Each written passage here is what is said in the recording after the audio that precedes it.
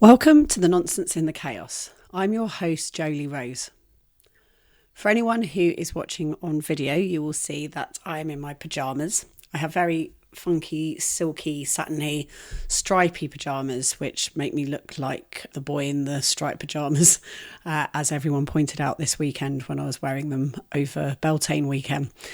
But they're really comfortable. I've had them from years, absolute years, probably about 8 years at least, but they're so comfortable and I love wearing them. And I have had a pajama day, so I am actually in a unicorn onesie, but it's boiling up here in the studio in my room, and I had to shut the windows because it's actually only 5 o'clock in the afternoon. Normally I record my podcast at night when everyone's asleep and being quiet, but because of it being Thursday and this comes out tomorrow, I needed to record this now so that I've got time this evening to edit it. Because I have had a day off today, I've actually laid on the sofa. I slept sitting upright at the sofa, having opened my laptop and done some writing, which was great. I haven't done any writing for ages, and it was just such a joy. And my period is due, so it was also a red tent day. I haven't actually started bleeding because obviously, why would I start bleeding today when tomorrow is Friday and I can start bleeding at work? So my darling body, as always, has decided to prolong my period and go to 26, I think it'll be 27 days tomorrow. So it's really pushed the boat out just to make sure that I bleed on the only day of the week this week that I would be working.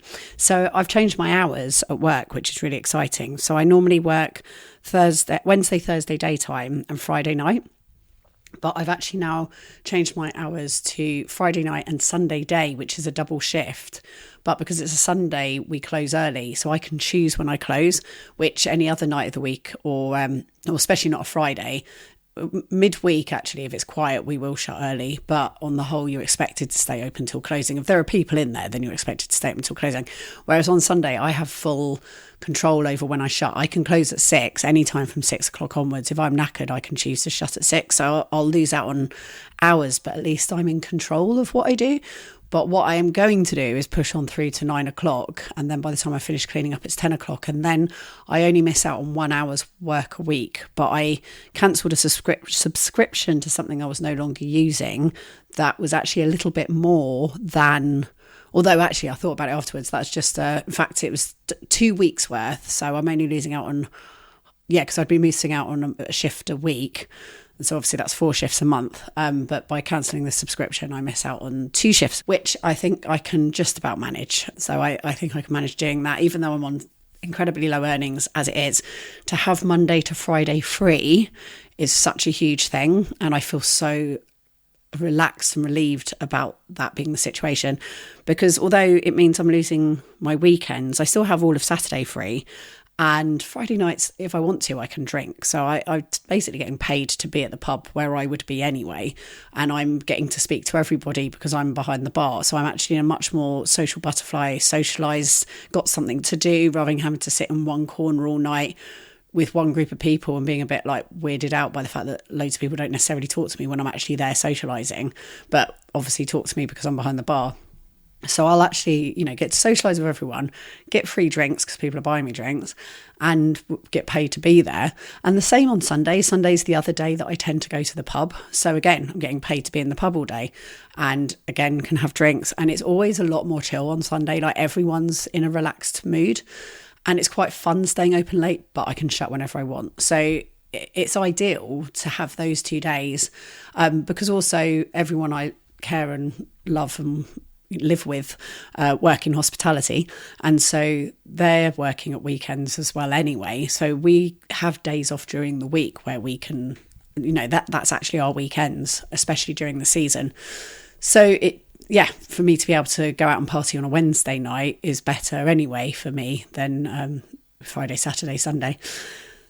It means that I'm going to have Monday to Friday free, and what I'm going to do is I'm going to work on my event organising. I might do 2 more festivals next year, although the thought of having just packed up Beltane and then next year another festival happening at the beginning of June does not feel possible. I mean, where are we? 7th of June. Yeah, that doesn't feel possible really, although obviously a lot of stuff would get left up or just moved straight to the site. So we would just sort of carry on. I wouldn't be able to party as hard at Beltane next year would be the thing. But yeah, basically I'm meant to be putting on 2 more festivals next year. Seems insane to me at this moment in time, but it might be doable. But the other thing that I'm going to be able to do is I will be event organising Monday to Friday, and then on alternate weeks I'm going to write. So I'm going to give myself a week of writing and a week of admin, and do a out of office response for the weeks when I'm writing, and just keep alternating. And then I think that will actually push me on my way to being a writer. And I was reading my book again today, because today was a day off. I was letting myself have a red tent day. So I did some writing today, because that's something that I do for pleasure.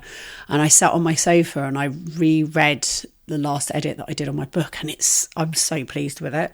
I think I'm going to get it published, which is really exciting, because I've sent it to small publishers already, and I did have someone who was going to publish it, but I think I might be able to get it published by someone a little bit more established. So I'm going to send it out again after this last edit, because I'm so pleased with it. It's completely upgraded, because as a writer, if you're always writing, you're always improving.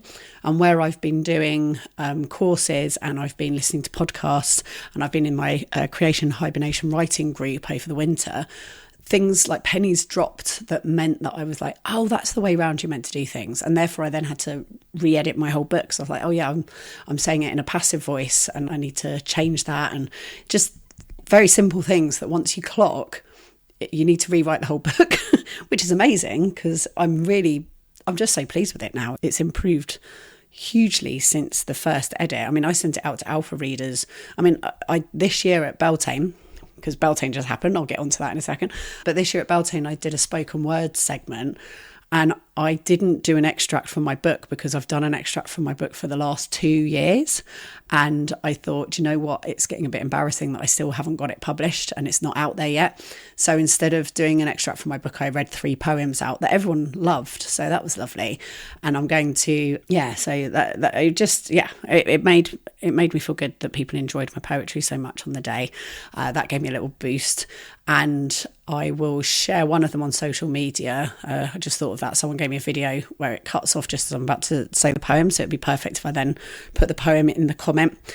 And I feel good. I feel energized. Definitely the HRT and the thyroid medications worked, because although I'm absolutely shattered, and trying to do all of that in the midst of a menopause is a lot. And so again, like the thought of putting on 2 more festivals next year, I would just have to do it differently. That would be the issue. The main issue I have is people being reliable and being able to pay them, because and then people work harder when they work for free is the thing. Because if you're working for free, you're doing something out of love, and so the value that you're putting on your time and your energy is what you value, that love, and that what you value your time as, which means that you work harder than if someone says, oh, here's a token amount of money, because then in your head you're like, well, the amount of work I just did wasn't worth that token amount of money. So, once you're actually putting money in the equation, people want to get paid properly for what they're doing, which is totally fair enough. And that's what I want. I want to do that.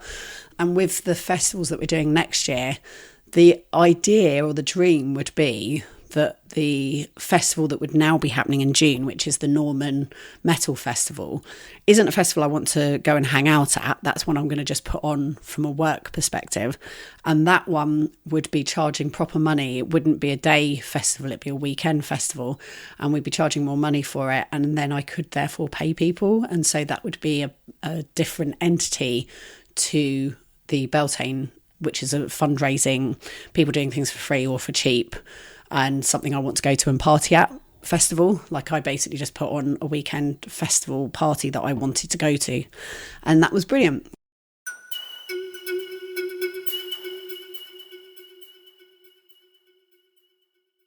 So Beltane just happened. It was amazing. It's now the 7th of May, and that week has just flown by so the 1st of May would have been the Friday.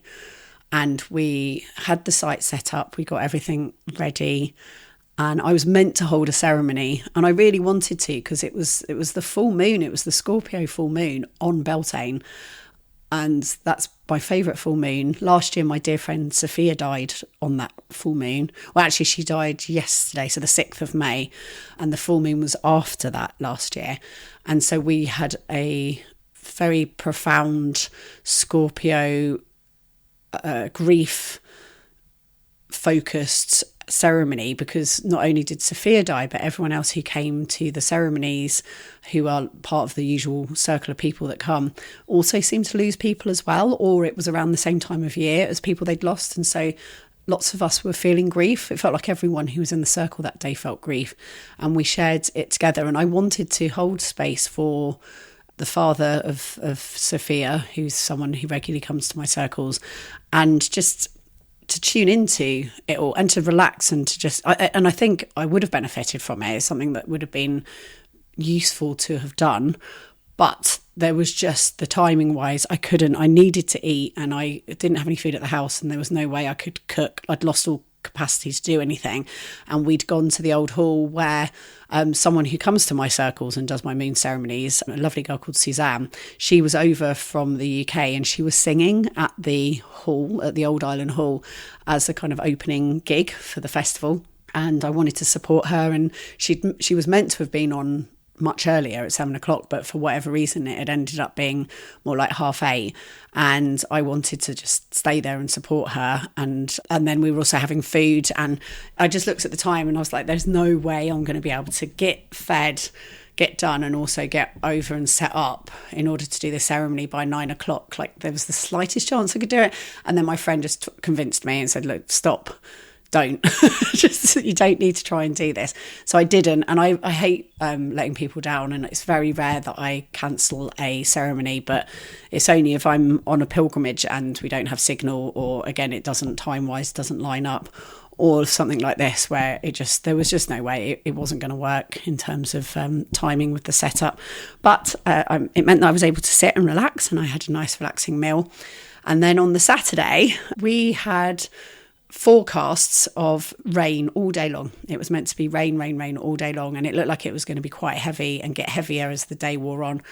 And so it was, a bit of a dismal situation to be heading into, but it meant that I was fully prepared for it to rain. So we had a wet weather plan. We had cover and gazebos for everything. Every single bit of the festival was covered. And so even the audience in front of the acoustic stage was covered, so that people could sit and watch the bands and the music that was on the stage and not get wet. And then we did the opening. So we were waiting for the May Queens to get onto the carriage. So there's a really beautifully dressed carriage with a horse, and they're over at the colonnette, which is where, when people come in on the boats into the harbour, you get driven up by what we call the toast rack, but it's a tractor with some sort of safari type chair things at the back where people sit, and it looks like a toast rack. And you get dragged up the hill, because it's quite a steep hill, and dropped off at this place called the colonnette, which is where the horse and carriages wait for you. And the May Queens were there with the goddess, who was the earth goddess, and she was there with the two, well, there was meant to be 4 little girls, and the heavens opened. It was torrential rain, like absolutely ridiculously torrential rain, and then thunder and lightning started. And so the little girls all were scared, and I got a phone call from one of the mums, and she said her hair was all curled and everything was beautiful and she looked so lovely, but she's completely soaked and bedraggled. She doesn't want to do it. Is it okay if we call it a day? And I said, absolutely, don't worry. But 2 of them did want to come and were happy to get on the carriage. I was like, only if they really want to, because I'm worried. But they were like, no, it's okay. And I spoke to the carriage driver, and he said, no, actually, they're undercover. It's quite a good place for them to be. So they got undercover on the carriage, and they started going along. And I was in the chapel, which we use as a green room at the seigneury, which is where the seigneur of the island, who's like the lord of the island, when it was a feudal system up until 2008, it was a feudal system, and then we changed to being a democracy, which has now got its own government, which I'm part of. And we were all in the chapel in the grounds of the Lord of the Manor's house, the seigneur's house, which is where we hold the festival.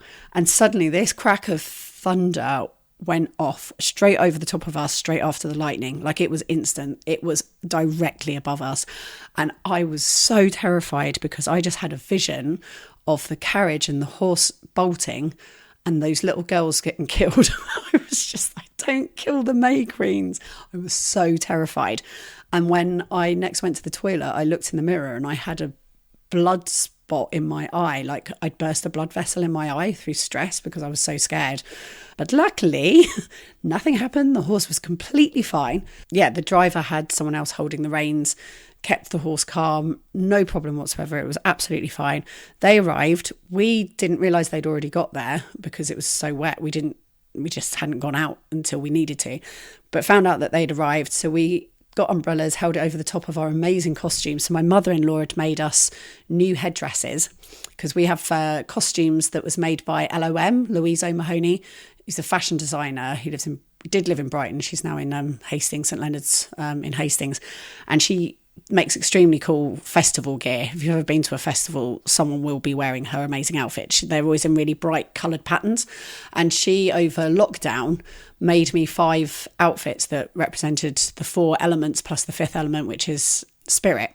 And I'm always spirit. And then we've got other girls that each year, different women play the 4 elements as the priestesses of earth, fire, air and water.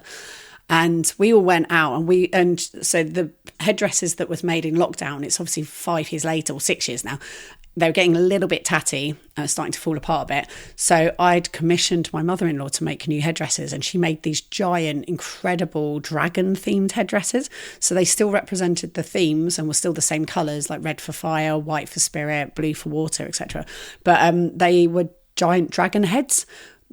They're just incredible. They're absolutely stunning, and they're going to be for us to use at Boomtown this year, because every year I open Boomtown and we'll be wearing them as our new costumes for Boomtown this year. And they're off the charts. They were so incredible, but we didn't want them to get wet, so we're holding umbrellas over the top of our heads, and we go out in this procession completely being drenched, get to the field, and there is about 30 people under the gazebo waiting for us to do the opening ceremony.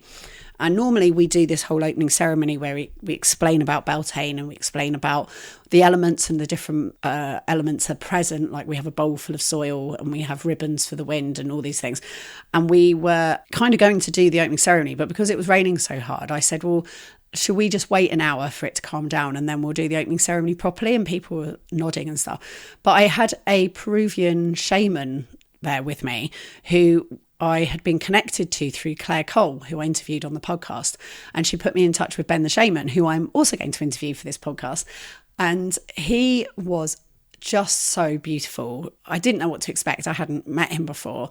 And he was there. And I just said, well, do you want to do the blessing now? Because it might help. It might help the rain.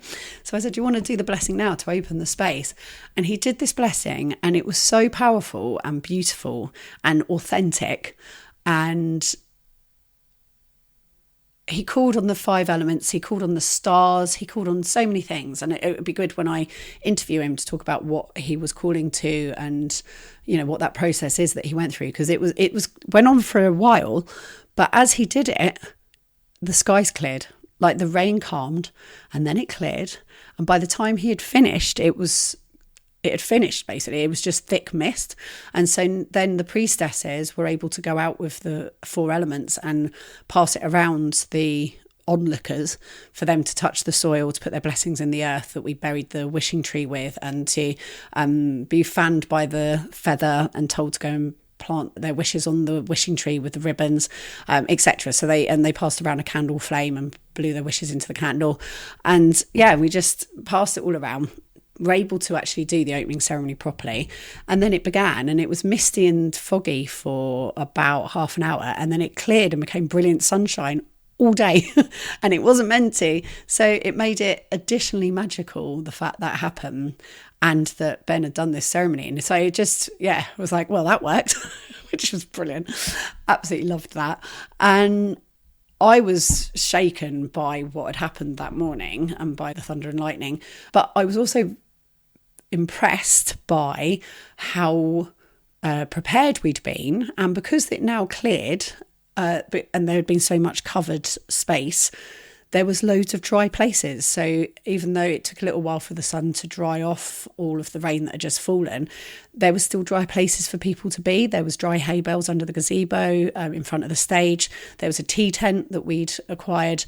That was something that I purchased to mean that we had a space. So there was a cake and tea tent where the merchandise was for sale, and there was some like gluten-free snacks and someone weaving, and we had loads of workshops going on that were all under gazebos. So suddenly it just became really slick, and everyone commented on how it felt the most professional one that we'd done so far, and it felt really slick. And I was very proud of how well we had put the festival together, and just what we'd achieved. And so although it was a stressful start and a bit chaotic, it smoothed over really quickly, and it made me feel very proud, which was nice. And then I went down so we'd created a whole new area down at the pond. And this pond so the layout of the seigneury is that there's sort of a raised area, which is where the house is, and that's the same height as the road. And there's almost like a plateau where most of what you would call the village of Sark exists on. So there's this sort of rectangular plateau where most of the village exists. And then on all sides of the island, the land drops away very steeply. It's almost cliff edges down to the shore, and there's only a few little ravines because of rivers, streams and things. We don't have any rivers, but like streams, tiny little trickling streams that have cut through the rock and caused there to be bays where there are places that you can use as beaches. And there's only one sort of accessible beach, but if you have proper access issues, like you couldn't get down there in a wheelchair, it's not easy going even for that one. Most of the beaches are extremely inaccessible and up and down very steep, slippery steps. And the valley that we're in is a very steep set of steps down to the beach, but it's gorgeous. So it's quite a steep incline to get down our valley. And so the seigneury begins up on the top level, which is the level of the plateau, and the archery field, which is where we hold our festival, is on the plateau. But then at the back of it, it drops a level, and that's where we have the Wickerman, so that we're all standing on the archery field watching the Wickerman burn, and he's down a level, but obviously because he's tall, he's higher up than that, and we're sort of watching him burn from sort of middle of him. And then it's another step down, and then the bottom step is our garden, is our house. That's where we live. So that's how close we are to the action and to Beltane. It's insane. So I had 16 people camping in our garden, and it wasn't even full. So we've got a big enough garden for that many people to stay there, and we've got a downstairs bathroom, so people were able to use that and shower downstairs, and then we kept the whole upstairs just for us, where we've also got a shower. Had 2 guests staying in the upstairs with us who are good friends of mine that were part of the organising group. And then obviously my housemate Ellie, who moved over at the start of the month, she was here and she worked her butt off, bless her. So she prepared, we always do a thank you meal on the Sunday, and she spent Friday cooking the meal as well as working all week and starting a new job and having to kind of, all of the politics that goes with working in a new kitchen and figuring out, trying to please the owner and all that kind of stuff. She also cooked a meal for 50 people that was for the Sunday, but she cooked it on the Friday, and then worked all day on the Saturday. They came and partied with us and enjoyed herself on the Saturday night, and then went back to work on the Sunday, and then came and served the meal on the Sunday night. Oh my God, it was crazy. Sorry. She had the Sunday off, but then she did the meal on the Sunday and then had work on Monday. So really intense. Like, all of us work so hard here. Diz was back at work on Wednesday. I'm not back to work till tomorrow, Friday night, because I've changed my hours. But normally I would have been back at work yesterday, which I don't know how I would have been able to do that. That would have killed me. So I'm very grateful that hasn't been the way things have fallen. But our house was just there, which is incredible. And by our house, so you go down these steps at the end of the archery field, and then it turns a corner where our gate is. Like, if you carried on, you'd go down the valley. So you'd go through our garden and through our land, and then through the neighbour's land, and then you're down into the valley, which is all just nature, all the way down to, there's a place called the Nook where we have fires and hold ceremonies, which is an old quarry. So it's really sheltered because it's all cut into the rock, and you get a bit of shelter, but you've got an amazing view of the sunset. And then on the other side of the valley to that, there's the window in the rock, which is a famous tourist spot. And that's this amazing window that got blasted through the rock as a folly, but so that you had a view of the beautiful bay below, which is my favourite beach, which is called Port de Moulin. And yeah, you carry on down and you get down to Port de Moulin, and there's another route where you can go up onto this like peninsula of rock that sticks up. That's where Dizzle proposed to me. So this whole valley is so special and sacred to me. And directly opposite our garden and our house is where the monastery was built, which is the name of the monastery. It means monastery, and probably in Sarkese. I don't know if it's French, but it'd be Norman French probably. And that's directly opposite us. So the monastery built themselves across the valley from us, like 50 metres away. It's not that wide a valley. It's only probably about like 50, 60 metres wide. So they're the other side of the valley to us. And then they had a water mill a bit further down just before the Nook. And that's why it's called Port de Moulin, because this was the port with the mill. So that's all running down to the sea. And then so from our land where the steps came down where the Wickerman was, you turn a corner and then there's a pond, and it's a duck pond with an island in the middle and a weeping willow and a bridge, a lovely curved bridge that's new. The senior built it a couple of years ago, and because of the bridge and the weeping willow, it looks like those china plates that have the blue and white design on them, that have the sort of Chinese scene of the weeping willow and a bridge. It really looks like that. And when we're sitting on our patio in our garden eating breakfast, that's what we get to look out over. And it's wonderful because the senior doesn't come down. I mean, he comes down occasionally, but it's his garden and he pays for the upkeep, and it's a tourist destination. But how often he actually goes down there is nowhere near as much as we get to enjoy it, which is lovely. It's like, oh, thanks for that. So we have this lovely view, and then there's the Monk's Well. So you've got this gorgeous pond, and then the Monk's Well, which is the oldest well on the island, that has a gorgeous medieval structure over it with a cross, a stone granite cross on the top, and then sort of water features trickling, and there's the whole of the bottom of our garden is just the sound of a trickling stream. So this trickling stream runs down through the pond and then carries on down through Port de Moulin all the way down to the sea, and it's stunning. It's absolutely stunning. And in my previous podcast, I talked about how there are very strong entities here. So definitely the monks and their ghosts, and there's loads of elementals. Like, this forest is thick with fairies. It's probably, I mean, I definitely feel like this is the strongest energy line on the island, runs through here, which is why the monks would have been drawn to be here, because there's other valleys with water running through it, but this one, there's something else going on here. And the monks were here, the oldest well is here. Like, people felt like this is where they wanted to settle. You got the Neolithic dolomite mine right in front of me, which was off to the right, just slightly up the hill of the valley. And, you know, this is thick with history and people and ghosts and memories and all sorts of things. And because Ben was so amazing, I went to him. And I don't normally take time out of organising the festival and running around doing things to actually participate in anything that's at the festival. I normally miss out on everything, sadly. But this time I thought, you know what, I need this. I need this, and it will help everyone else if I do it. So I went down to him for a cleansing. So he opened a despacho, which is a ceremony where you're giving thanks. It's like a blessing and Thanksgiving ceremony.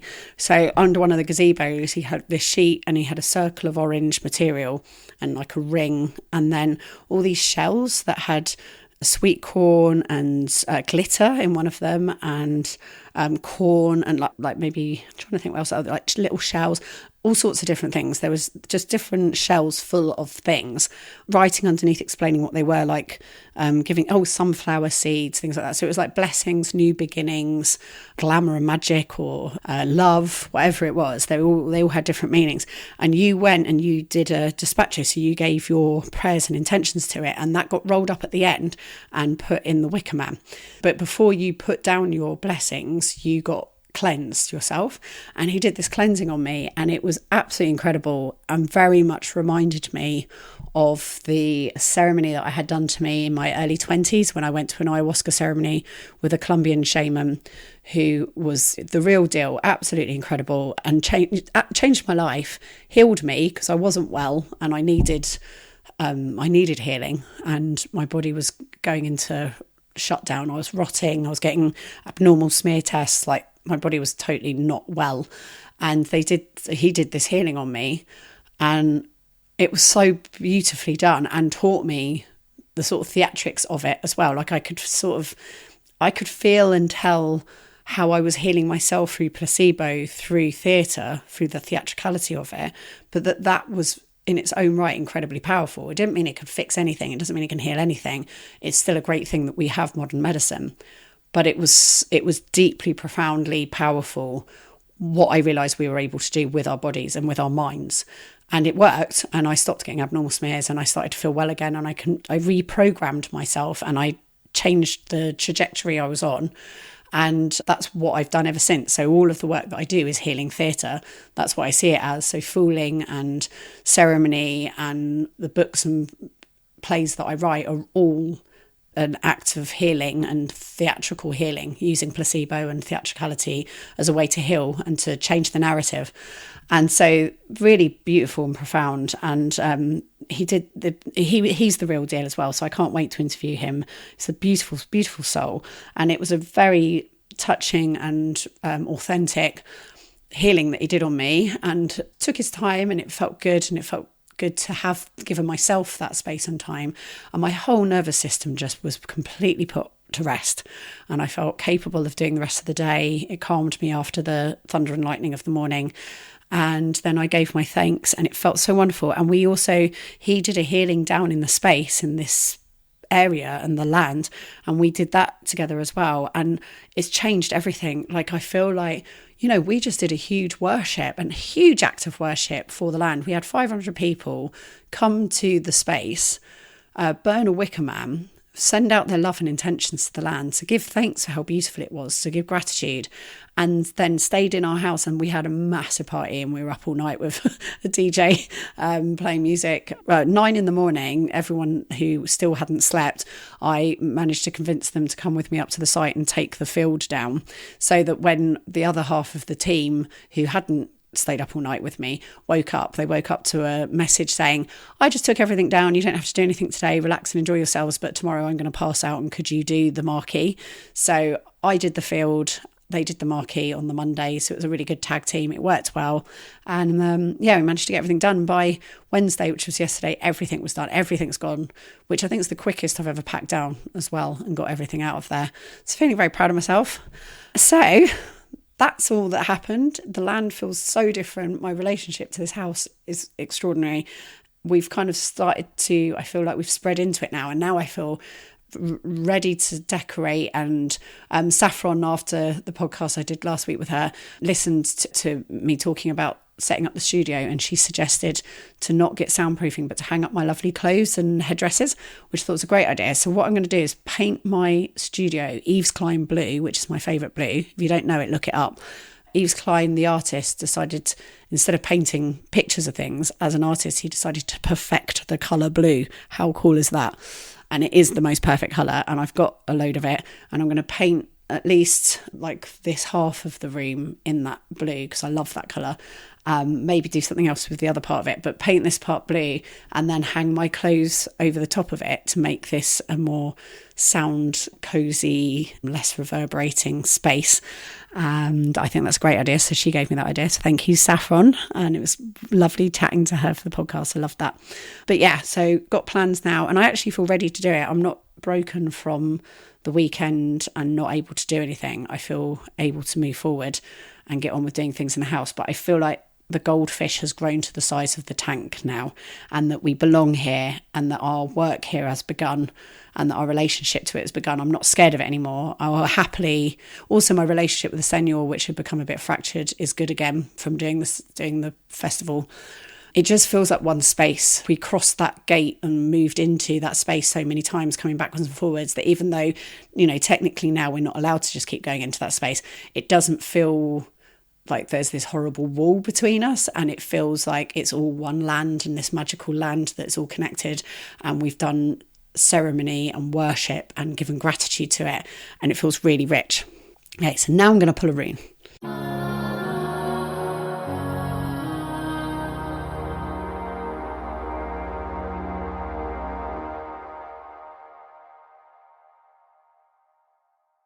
If you enjoy this podcast, then please consider supporting me on Patreon, which is patreon.com/Jolie Rose. We have just finished Beltane. It's been amazing, and I've changed my hours, so I've got more time to focus on doing things, which is extremely exciting. And the next thing that's coming up is to put out the Which Fall Are You course. So this normally starts towards the end of May, and it's a online self-taught, self-governed 1-month immersion exploring what you're run by. So what is your inner world? What does it smell like? What does it look like? Who are the deities that run it? Who are you here as an embodiment on earth? What's your part in the play of life? And that's what we discover. And it's deeply profound work. I love doing it. I do it myself every year, and I learn something new each time. I've learnt my archetypes. I've discovered my archetypes, and that's brilliant. But there's something every year, there's something new to discover. You keep going deeper and deeper with it, but it's the deepest work that I do, and I love it.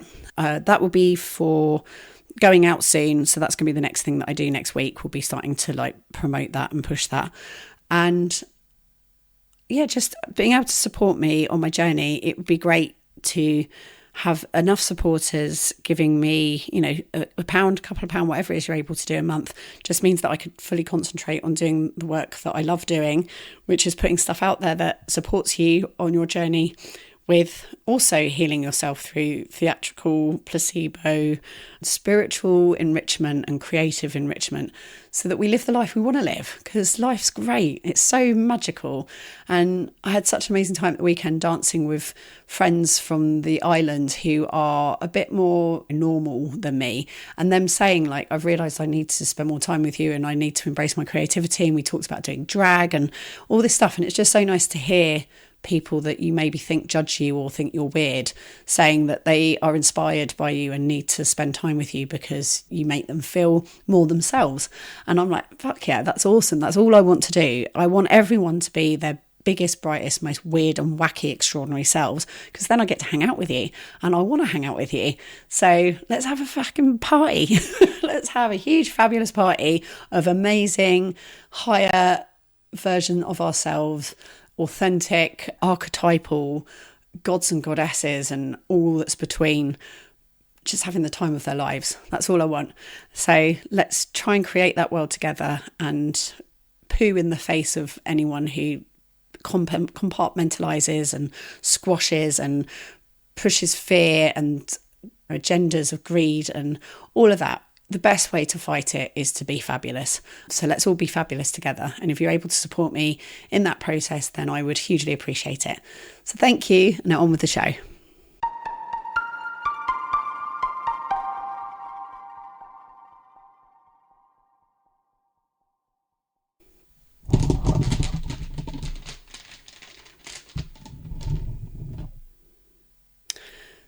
So the rune today is Uraz, which is the rune of strength. I think I have pulled this before because I have explained how this is the rune so I've walked the long 500-mile pilgrimages that I've done. I have done 5 of them, and 4 of them I knew were a body of work.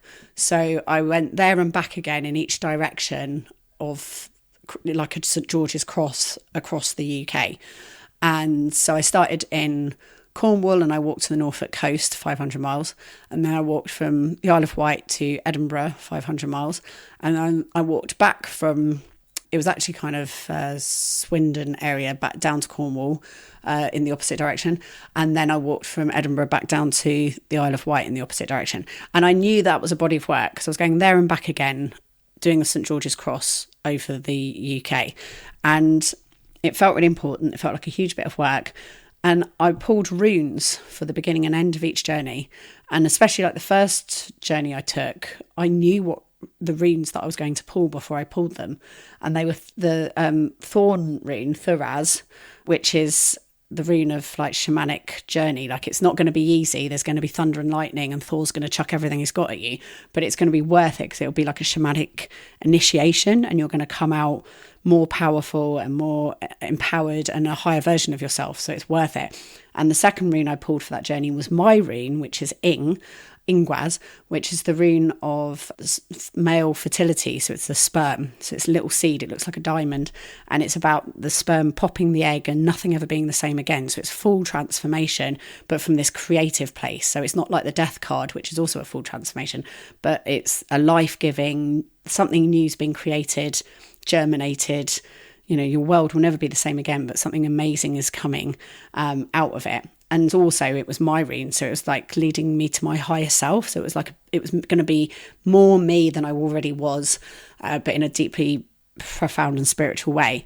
And I saw them before I pulled them. I knew I was going to pull them. So I was quite surprised when, for the last pilgrimage, the runes that I pulled ended, the whole thing ended with Uraz, because it was the rune I felt the least about. It meant be strong, and literally that's all I ever had to say about it. So if I pulled it, it was like it was saying to be strong, and that was all I'd ever say. So like, you know, in any reading normally that's enough, you know, be strong. But when I finished that pilgrimage, I was the strongest I have ever been. And I think the reason why it's come out now, having just done this weekend, it was this weekend killed me. It was really hard work. But actually, and I was sort of thinking, God, I don't know whether I could do 2 more festivals straight off the back. But it was only when I started talking to you, and also because I had a day off today and I had a proper red tent day and I let myself fall asleep on the sofa. I'm in my unicorn onesie, I'm in my pyjamas. I sat and literally rested. I feel okay. It's Thursday. I'm okay.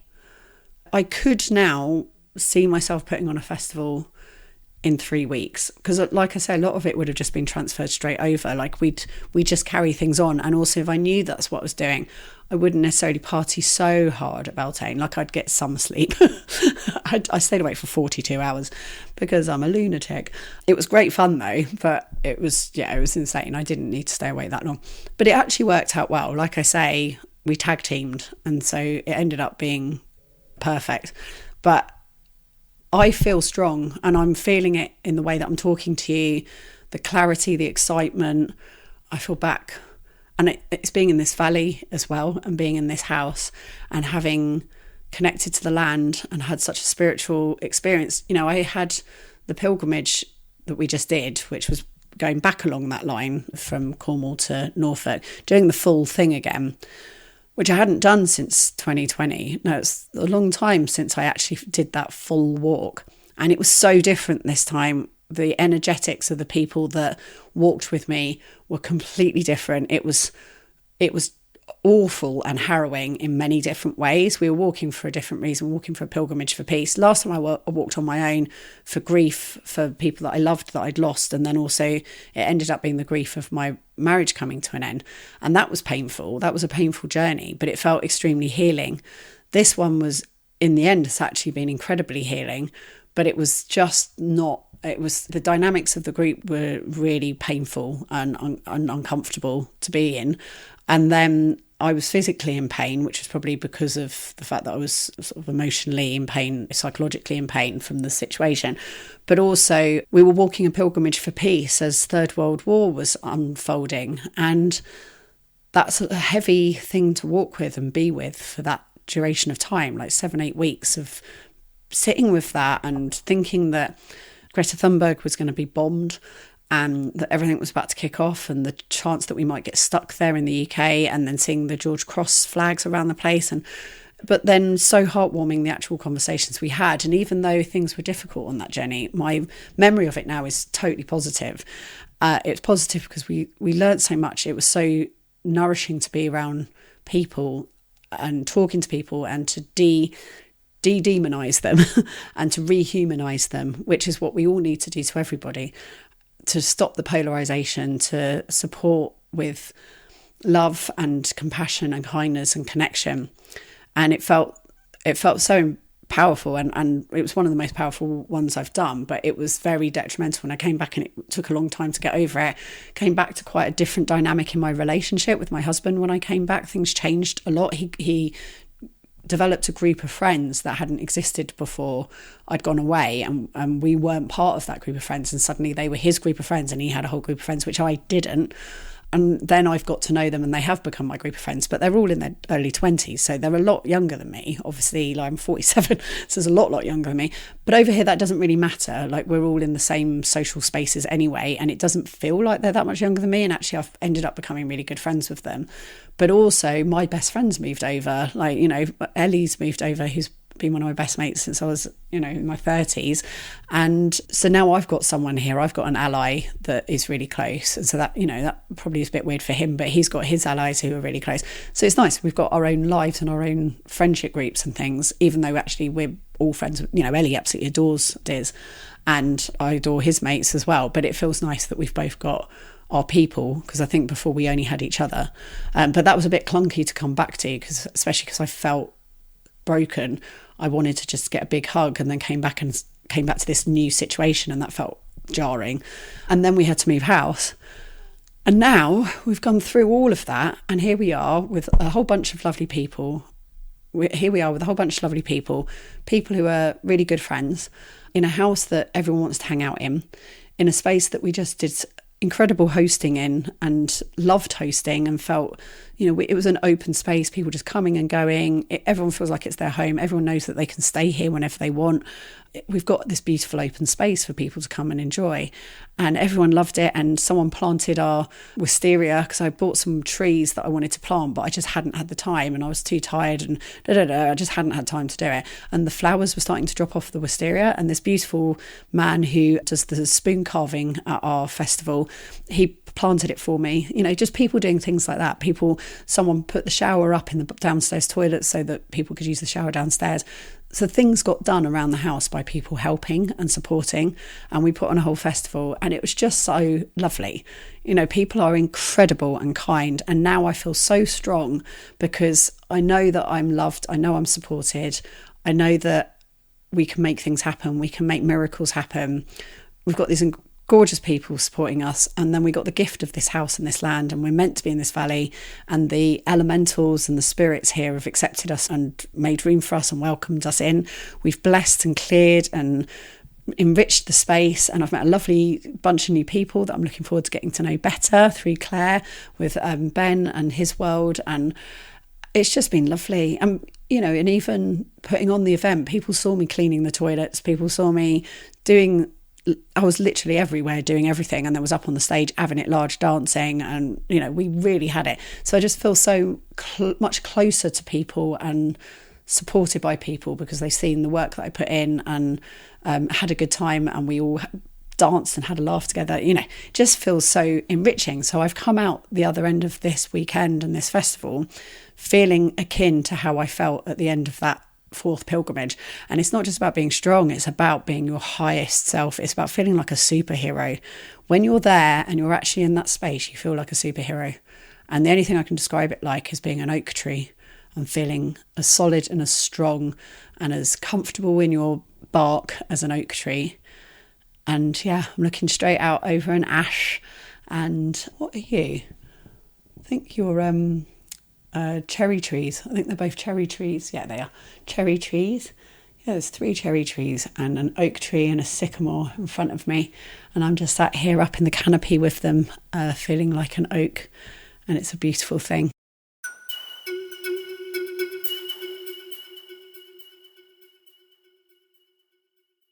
So for your Chaos Crusade, I invite you to do some kind of redecorating or rejigging of an area in your space to make it more sacred or more magical or more creative. So maybe it's something you've been thinking about doing for ages. It might be that there is a thing like a pile or a box or a bunch of stuff that you've got so used to you don't see it anymore. I invite you to creatively clear it away, make packaging, or what's the word? My brain just did a menopause fart on me. Storage. Create some sort of creative storage to put it in and clear it away, and or to like paint a mural or stencil or some kind of colourful creative additional thing to your space. because I'm going to start doing that this week, and I'm just going to do it for fun. It's not going to be like, oh god, I've got to decorate now. I want to start painting this room Eve's Climb blue and do stars, gold stars and gold detail around it, and just make it really beautiful and magical. So I'm going to start doing that this week, just to this end. So there's like, I'd say a third of a room that I'm going to paint from the window to my left to the same side on the right. So it's about 1 metre and a bit of wall, and then ceiling, and then the wall that the window's in that I'm facing. I want that all to be Eve's Climb blue, and then I might do something else with the rest of it, but just this corner I'm going to do Eve's Climb blue, and I want to make it starry and gold and magical.